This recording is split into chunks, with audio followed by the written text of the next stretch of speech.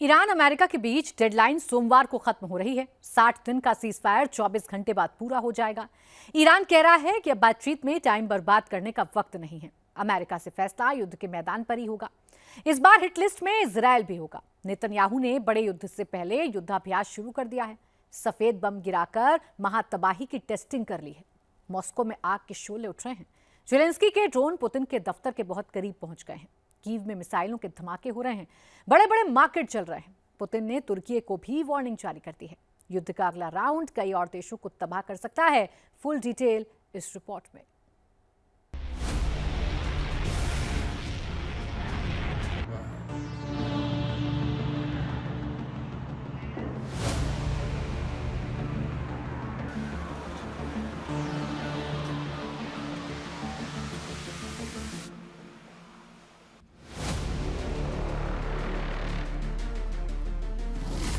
Ukraine का Moscow पर सबसे बड़ा अटैक।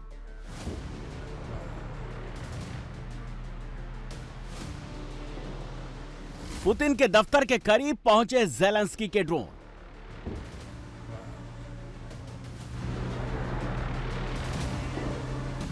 मॉस्को में तबाही। जेलेंस्की ने 600 ड्रोन दागे।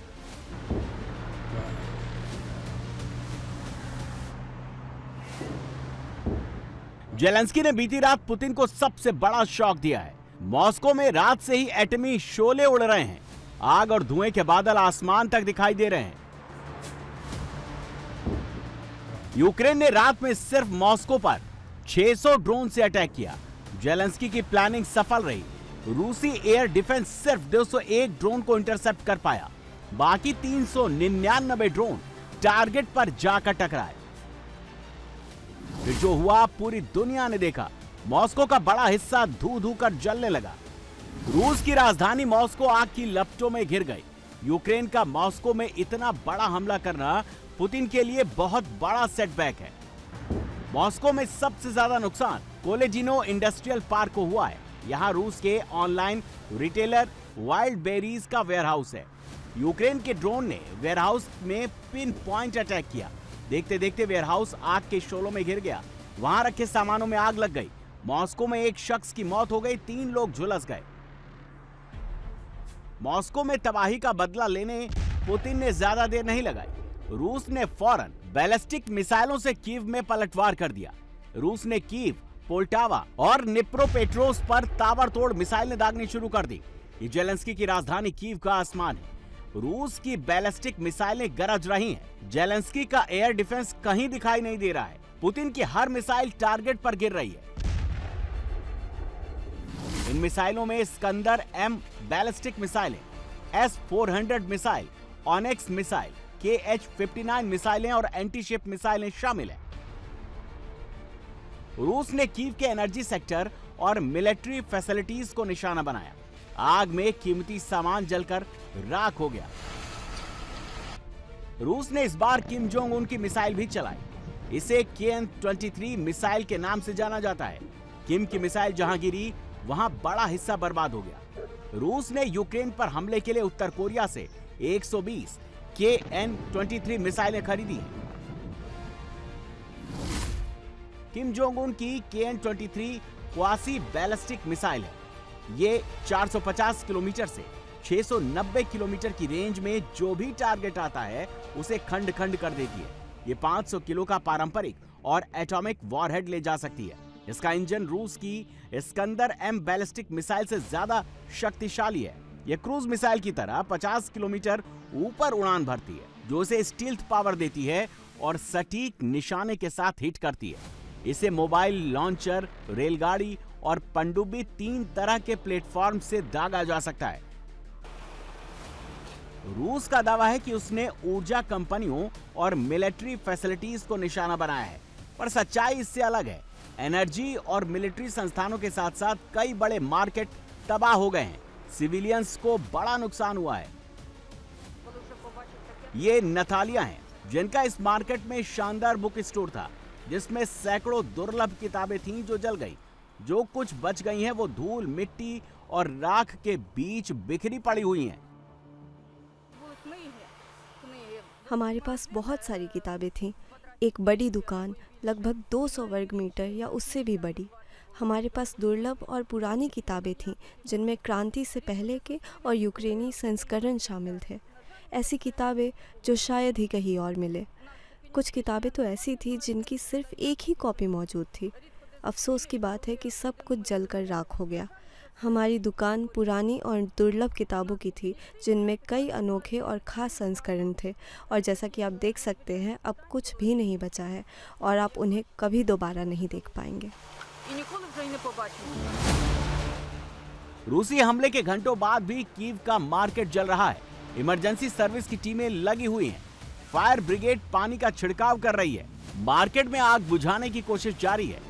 रूस ने यहां गेरॉन 4 सीरीज के ड्रोन दागे जिन्होंने सबसे ज्यादा तबाही मचाई। ये अलेक्जेंडर हैं जिनकी इस मार्केट में दवाओं की शॉप थी। जैसे ही रात में इन्होंने बाजार में धमाके सुने, आग की लपटें देखी, फौरन जान की परवाह किए बगैर दुकान पहुंचे, मगर आंसू बहाने के सिवा कुछ नहीं बचा।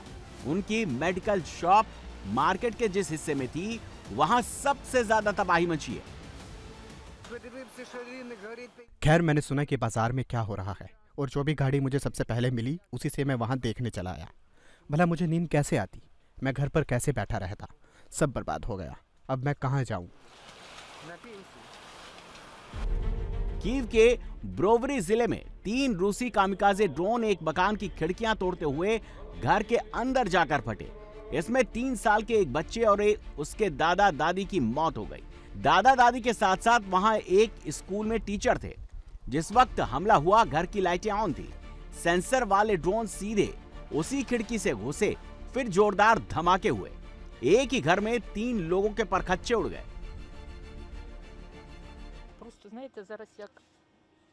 जैसा कि कहा जाता है, हम अब अनाथ हो गए हैं। हमें नहीं पता कि आगे क्या होगा, हम कैसे काम करेंगे। हमें अभी भी लगता है कि उन्हें आना चाहिए, क्योंकि अब हम किसी और नेता के बारे में सोच भी नहीं सकते, बस सोच भी नहीं सकते।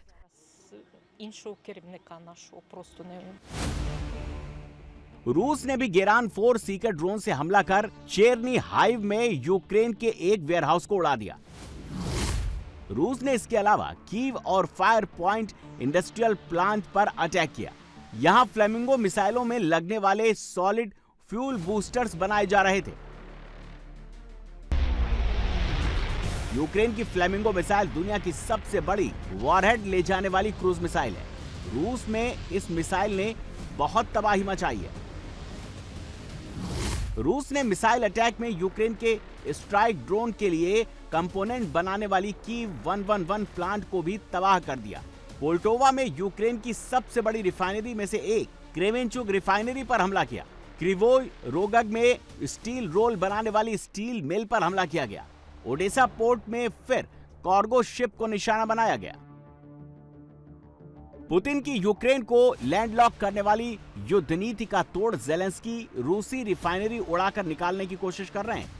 यूक्रेन ने 1 महीने में रूस की 10 बड़ी तेल रिफाइनरीज पर हमले किए हैं। इसमें Gazprom, Orsk refinery, Omsk refinery, Ilsky refinery, Yaroslavl refinery, Ryazan refinery, Ufa refinery शामिल है। दुनिया को ज़ेलेंस्की दिखा रहे हैं कि उनके पास लॉन्ग रेंज ड्रोन की लंबी लिस्ट है जो रूस में 2000 किलोमीटर से 4000 किलोमीटर तक तबाही मचा सकती है। अब ज़ेलेंस्की के ड्रोन वॉरफेयर पर बड़ा खुलासा हुआ है। वो ब्रिटेन में बने ड्रोन से रूस के खिलाफ युद्ध लड़ रहे हैं। बीते 6 महीने में ब्रिटिश ड्रोन यूक्रेन की युद्ध मशीनरी की रीढ़ बने हुए हैं। यूक्रेन को ब्रिटेन से 2 तरह के लॉन्ग रेंज ड्रोन मिले हैं। इसमें नयान जेट इंजन लगे हैं। ब्रिटिश रॉयल नेवी ने टेस्टिंग के बाद इन्हें ज़ेलेंस्की को दिया। ज़ेलेंस्की ने ब्रिटिश ड्रोन का इस्तेमाल मॉस्को रिफाइनरी, यारोस्लाव रिफाइनरी और वोल्गोग्राद रिफाइनरी पर हमले में किया।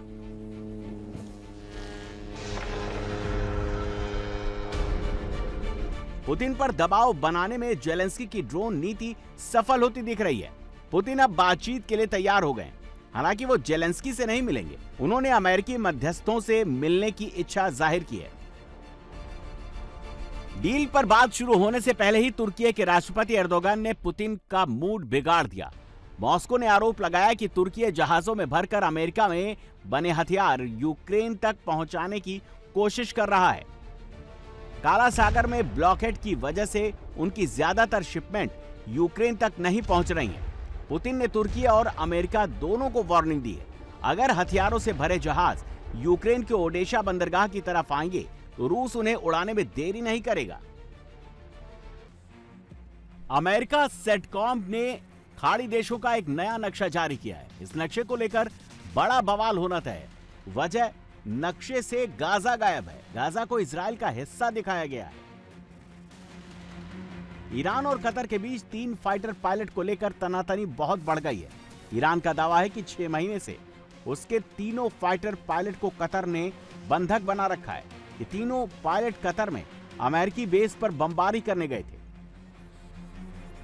न्यूयॉर्क टाइम्स की रिपोर्ट के मुताबिक तीनों पायलट सुखोई 24 उड़ा रहे थे, जिसे एयर डिफेंस ने कतर में मार गिराया। तभी से तीनों कतर के कब्जे में है। ईरान ने कतर से तीनों पायलटों को सुरक्षित तेहरान के सुपुर्द करने को कहा है। तीनों की रिहाई के लिए एक हाई लेवल एक्सपर्ट की कमेटी बनाई गई है, जो कतर जाकर तीनों पायलट से मिलना चाहती है। अब कतर पलट गया। कतर ने साफ कर दिया है कि तीनों पायलट उसके कब्जे में नहीं है। अगर कतर की बात सच है तो क्या तीनों पायलट अमेरिका के कब्जे में है? क्या बात बढ़ने की डर से कतर ने तीनों को अमेरिका के हवाले कर दिया? कतर अमेरिका और ईरान के बीच डील में मीडिएटर है। कतर ने अगर तीनों पायलट नहीं छोड़े तो ईरान किसी भी हद तक जाने की धमकी दे रहा है। कतर की गर्दन मरोड़कर अपने पायलट छुड़ाने के लिए युद्ध भी कर सकता है। सोमवार को ईरान और अमेरिका के बीच सीजफायर खत्म हो रहा है। सिर्फ 24 घंटे बचे हैं। अगर इस दौरान डील पर बात आगे नहीं बढ़ी तो युद्ध फिर भड़कने का खतरा बहुत बढ़ गया है। सबसे बड़ी बात, हर बार ट्रंप हमले की धमकी देते थे, पहली बार ईरान धमकी दे रहा है। ट्रंप को सोमवार को डेडलाइन याद दिला रहा है। ईरान ने कहा कूटनीति का टाइम खत्म हो गया है। अमेरिका के साथ लड़ाई का नया दौर शुरू करने का टाइम आ गया है। ईरान बातचीत में टाइम बर्बाद नहीं करेगा। पूरी तैयारी के साथ अमेरिकी बेसों और उसके मित्र देशों पर अटैक करेगा। इस बार ईरान के निशाने पर इजराइल भी रहेगा। युद्ध के दूसरे राउंड में ईरान और इजराइल के बीच हमले नहीं हुए थे। हॉर्मुज में करीब करीब ट्रैफिक जाम है। अमेरिका की नाकेबंदी लगी हुई है। ओमान और ईरान के बीच जरूर डील हो गई है। ईरान ओमान के बीच एक नए रूट पर सहमति बन गई है। हॉर्मुज के अंदर आने वाले कार्गो जहाजों की सुरक्षा ईरान संभालेगा। हॉर्मुज से बाहर जाने वाले कार्गो की निगरानी और नेविगेशन का जिम्मा ओमान संभालेगा। हॉर्मुज का नया मार्ग पुराने मार्ग से अलग होगा। ओमान ईरान डील में अमेरिका का कोई रोल तय नहीं है। फिर भी ट्रंप का दावा है कि हॉर्मुज जल्द ही अमेरिका का हिस्सा बन जाएगा। Defeating Iran, which is being very badly defeated. Pretty soon I'll be declaring the Hormuz Strait a territory of the United States.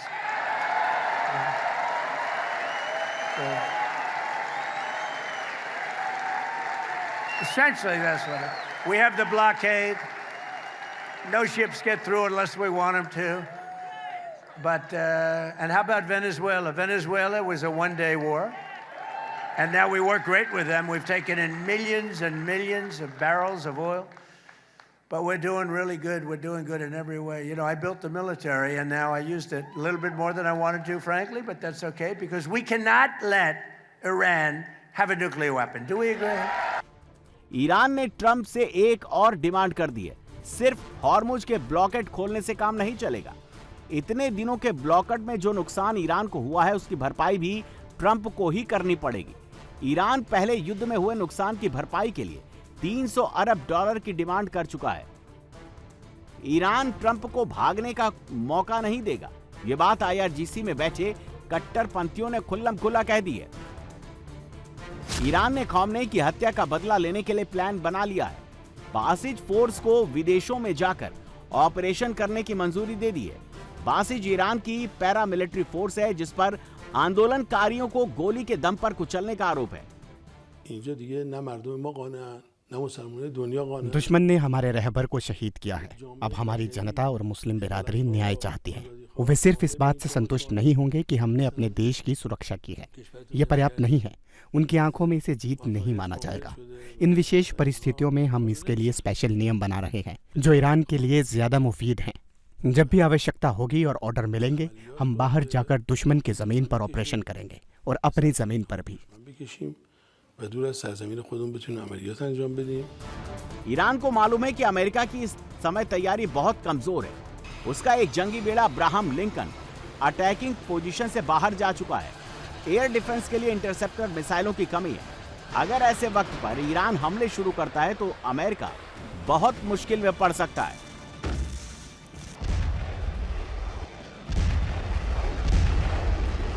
Israel ने साउथ लेबनान में युद्ध का अभ्यास तेज कर दिया है। हिजबुल्लाह के प्रभाव वाले गांवों में फास्फोरस बम से हमले शुरू कर दिए हैं। इजराइल ने साउथ लेबनान के अली अल ताहेर इलाके में फास्फोरस बम गिराए हैं। साउथ लेबनान के कफर राउममने कस्बे में सफेद फास्फोरस बमों से हमले की तस्वीरें आ रही हैं। वहां आसमान पर सफेद धुआं दिखाई दे रहा है। सफेद फास्फोरस वाले बम गिराने में इंटरनेशनल लॉ के मुताबिक पूरी तरह से बैन नहीं है। घनी आबादी वाले क्षेत्रों में ऐसे बम गिराना युद्ध अपराध माना जाता है। फास्फोरस बम हवा के संपर्क में आने से वहां का तापमान 800 डिग्री सेल्सियस तक पहुंच जाता है। यह ऐसा ज्वलनशील वेपन बन जाता है जो हड्डियों तक को गला देता है।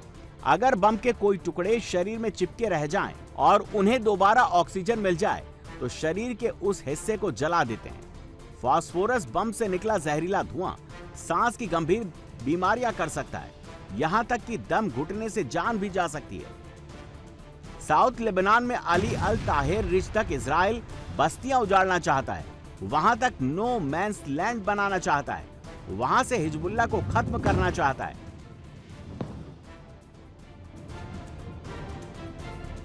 इजराइल ने साउथ लेबनान में हिजबुल्लाह के बड़े कमांडर समीर अल हज हसन को मार गिराया। इजराइल का दावा है कि हसन उनकी ग्राउंड फोर्सेस को एम्बुश लगाकर उड़ाने का प्लान बना रहा था। हिजबुल्लाह के लिए समीर हसन का मारा जाना बहुत बड़ा झटका है।